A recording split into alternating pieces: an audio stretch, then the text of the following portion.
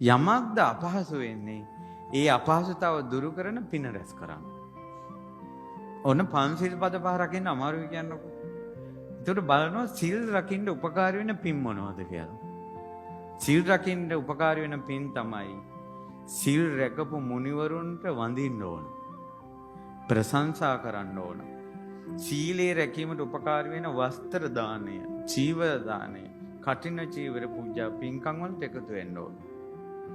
සීලේ ඊළඟට තමයි භූමි පූජාවලට මලු පෙත්මම් වැලි දාලා සමතලා කරන ඒවා, මලු පෙත්මම් සුද්ධ පවිත්‍ර කරන ඒවා. ඒ ඔක්කොම සීලයට උපකාර වෙන පින්. සීල් රකින්න අමාරු කෙනාට මේ ජීවිතේත් වැඩිපුර වත් කරන්න කියලා තියෙන්නේ. සුද්ධ පවිත්‍ර කිරීම වැඩි කරන්න කියලා. හාමුදුර නමක් අතින් වුණත් සිල්පදයක් කැඩුනොත් ඒ සිල්පදේ ආය මොහු කරවා ගන්න තියෙන්නේ වැඩිපුර සංඝයාට වත් පිළිවෙත් කරන්න ඕන. අතුපතු ගන්න ඕන, සුද්ධ පවිත්‍ර කරන්න ඕන. වැසිකිලි කැසිකිලි සෝදන්න ඕන. දවස් ගාණක් ඒක කරලා තමයි සංඝයාගෙන් ආය අර කැඩිච්ච සිල්පදේ සමාන කරගන්නේ. ඒ නිසා වත් පිළිවෙත් බහුල කරන්න ඕන. වස්ත්‍ර පූජාව බහුල කරන්න ඕන. සීලය ගැන ප්‍රාර්ථනාව ඇති කරගන්න ඕන.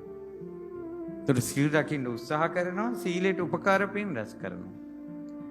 සමාධියට උත්සාහ කරනවා.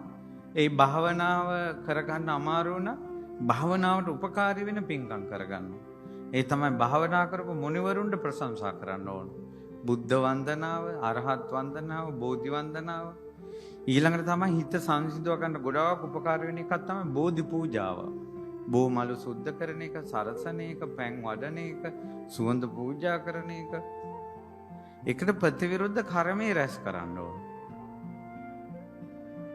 ඒවා තමයි ධර්ම දේශන අහලා අපි මේවා කරගන්නේ. ඒ වැඩක් කරන්න ඕන, ඒකට උපකාරික දේවල් රැස් කරන්න ඕන. ඒ නිසා ඒ විදිහට ඒක නොයෙකුත් තියෙනවා. පිළින්දි වච්ච අපදානය. ඔයාලට කියවන්න ලැබුණොත් ඒ රහතන් වහන්සේ ගැන විස්තර, පින්පව් එක එක පින්කම් වල පුණ්‍ය විපාක, ඒව කොහොම අපිට හඳුනා ගන්න පුළුවන්. පැහැදිලි නේද? ඒ නිසා ඒ විදිහට කිසිම දෙයකින් මානසිකව වැටෙන්න එපා.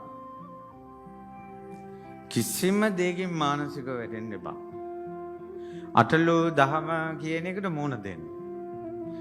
පසුගිය කාලේ දේශනාවලදී බලන්න ආනන්ද මහරහතන් වහන්සේ මුණ දුන්න අටලෝ දහම ගැන අපි පහුගිය කාලේ දේශනාවක් කළා. හිතා ගන්න බෑ මේ මුණ දීම. ඊළඟ විශේෂය තමයි විශාලා මහනුවර. තුම්බියකට මුණ දීලා කණ්ඩ නැතුව, දුර්භික්ෂ බය, වසංගත හැදිලා රෝග බය, අමනුෂ්‍ය